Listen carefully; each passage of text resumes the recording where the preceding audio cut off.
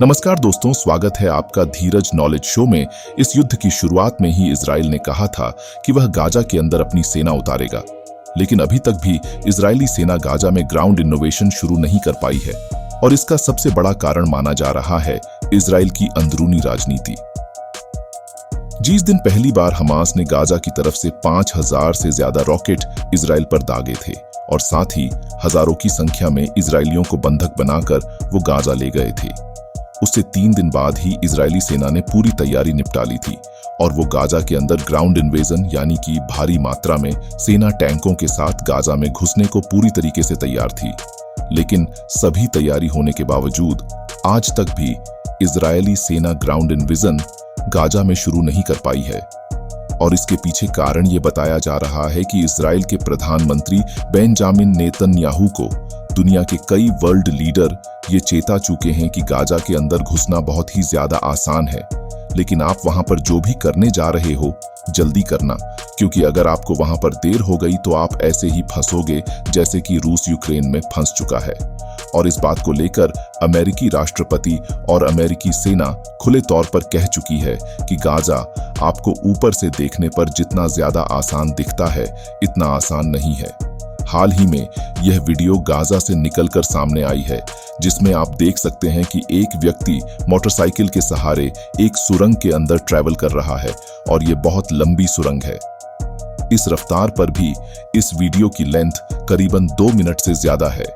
यानी कि आप खुद सोचिए कि ये सुरंग कितनी ज्यादा लंबी होगी। और अमेरिकी इंटेलिजेंस का मानना है कि ऐसी गाजा के अंदर भारी मात्रा में मौजूद है और हमास की प्लानिंग ये है कि जब इस पहली सेना यहाँ पर घुसेगी तो वो गुरिल्ला वॉरफेयर करेंगे, जैसे कि वियतनाम ने किया था। अमेरिकी सेना के खिलाफ, यानी कि सुरंग से निकलो, अटैक करो, वापस सुरंग में घुस जाओ, आपका कोई कुछ बिगाड़ ही नहीं पाएगा। इजराइल ज्यादा से ज्यादा क्या करेगा, ऊपर से बमबारी करेगा, लेकिन उसमें आम नागरिक मारे जाएंगे। हमास के लड़ाकू का कुछ भी नहीं बिगड़ने वाला और यही कारण है कि इजराइल के प्रधानमंत्री बेंजामिन नेतन्याहू इस समय हर कदम फूंक फूंक कर रख रहे हैं। वो अपनी सेना को ऑर्डर दे चुके हैं कि आपने तैयारी पूरी जरूर कर ली है, लेकिन एक बार जो रूस यूक्रेन युद्ध है उसे स्टडी कर लो, अच्छे से तैयारी कर लो कि आप कैसे गोरिल्ला वॉरफेयर को काउंटर करोगे,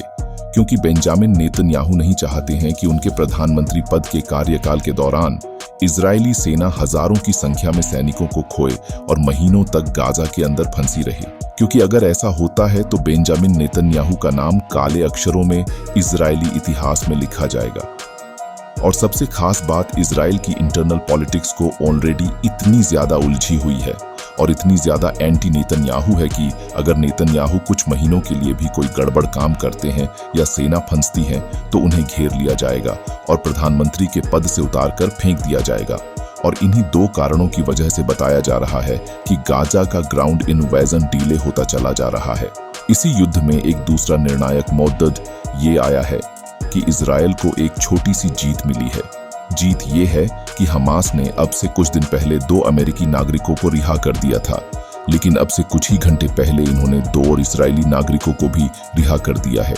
यानी कि एक बात तय है कि अमेरिका इजराइल ने दुनिया भर के देशों को साथ लाकर जो हमास और फिलिस्तीन पर जोरदार प्रेशर बनाया है ना वो काम कर रहा है। हमास को घुटने टेकने पड़े हैं और एक साथ तो ये सबको रिलीज नहीं कर सकते, क्योंकि ये ऐसा दिखेगा कि हमास ने हार मान ली।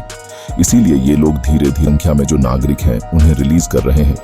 क्योंकि एक बात तो तय है कि इस पूरे मामले में हमास की संपत्ति दुनिया भर में कम जरूर हुई है, क्योंकि हमास ने जिस तरीके से लोगों को किडनैप किया इसने बहुत ज्यादा फर्क डाला है हमास की इमेज पर। वरना अब से कुछ साल पहले तो अगर हमास ऐसा कोई अटैक करता इजराइल पर लेकिन नागरिकों को बंधक नहीं बनाता तो उसे दुनिया भर के देश सपोर्ट करते थे, लेकिन इस बार खुले तौर पर हमास को इतना बड़ा सपोर्ट नहीं मिल रहा है।